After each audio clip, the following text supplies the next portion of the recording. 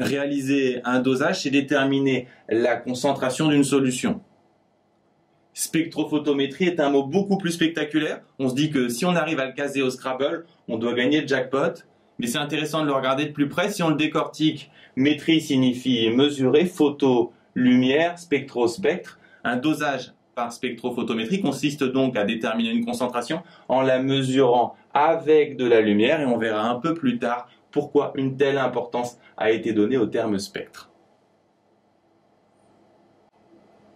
Quand on fait un dosage par spectrophotométrie, on envoie un rayon de lumière monochromatique sur la solution colorée dont on cherche la concentration, et une partie de la lumière va être absorbée, et c'est ça que mesure le spectrophotomètre sous la forme de l'absorbance. Ce qui est essentiel à comprendre, c'est que plus la concentration augmente, plus la solution va être sombre, plus elle va absorber de la lumière, et donc plus l'absorbance sera grande. Deux chercheurs, Beer et Lambert, ont construit une grandeur appelée absorbance, retenez bien ce terme technique, de façon à ce que concentration et absorbance soient proportionnelles. L'intérêt, c'est qu'ainsi, ces deux grandeurs sont reliées par une droite, à condition d'avoir un étalon. Non, pas celui-là. Un étalon en physique permet d'étalonner, c'est une grandeur repère. On prend une solution dont on connaît la concentration et dont on mesure l'absorbance.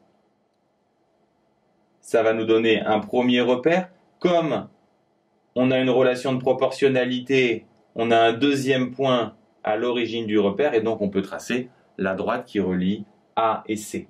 Ensuite, quand on prend une solution de concentration inconnue, si on mesure son absorbance, on va pouvoir très facilement obtenir sa concentration graphiquement.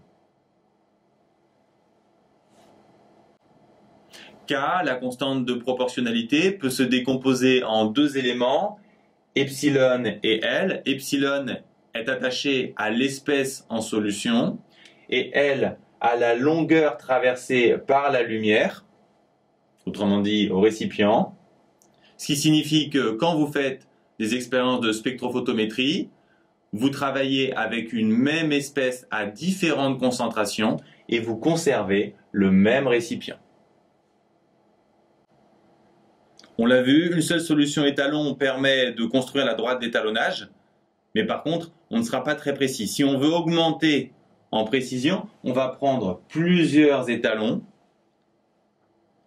On va alors s'apercevoir que les erreurs de mesure font que les points ne sont pas alignés. C'est normal. On va tout simplement tracer la droite qui passe au plus près des points, c'est-à-dire au plus près des valeurs expérimentales.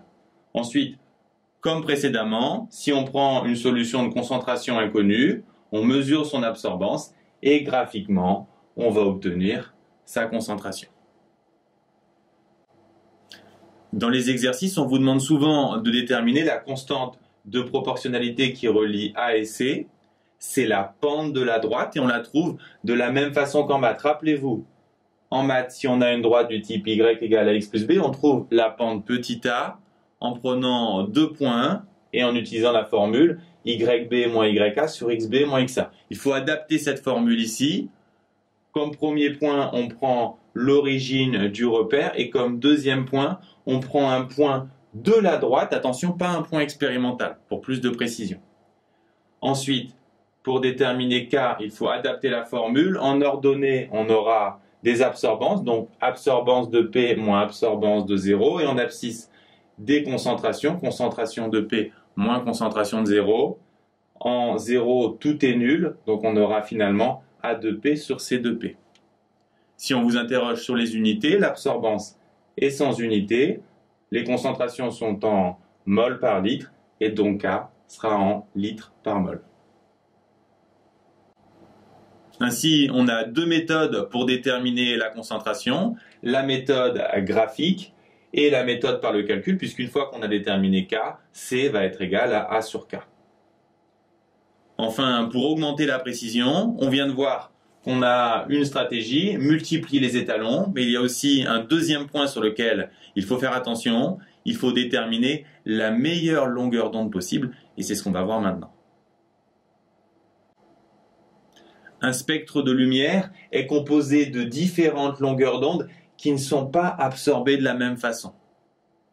On peut donc se poser une question, quel type de longueur d'onde choisir? Est-ce que je choisis plutôt des longueurs d'onde associées à des grandes absorbances ou à des petites absorbances? Pour le savoir, on va supposer qu'on a une précision dans l'absorbance de 1 unité. Si on prend une longueur d'onde associée à une absorbance de 20, l'absorbance réelle est entre 19 et 21, on a une incertitude de 1 sur 20, donc de 5%. Si on prend une longueur d'onde associée à une absorbance de 100, on aura cette fois une incertitude de 1%. L'incertitude est clairement meilleure, donc plus on prend une longueur d'onde qui donne une grande absorbance, meilleurs sont les résultats. Donc l'idéal, c'est de prendre lambda max, qui n'est pas, attention, qui n'est pas la plus grande longueur d'onde, mais la longueur d'onde associée au maximum d'absorbance. Choisir lambda max permet de limiter les incertitudes de mesure. Par contre, l'inconvénient, c'est que puisque l'absorbance est déjà grande, si on prend des solutions de grande concentration, l'absorbance va devenir trop grande, la lumière ne passera plus. C'est donc une des limites de la spectrophotométrie. Elle ne permet pas de mesurer des grandes concentrations.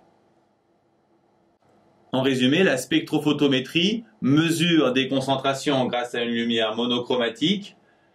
La loi de Beer-Lambert nous dit que A, l'absorbance et C sont reliés par une relation de proportionnalité qui nous donne graphiquement une droite, qui est une des méthodes pour déterminer une concentration, l'autre étant la détermination de la constante K, pente de la droite. Pour améliorer la précision, on peut multiplier les étalons. On choisit également la meilleure longueur d'onde possible.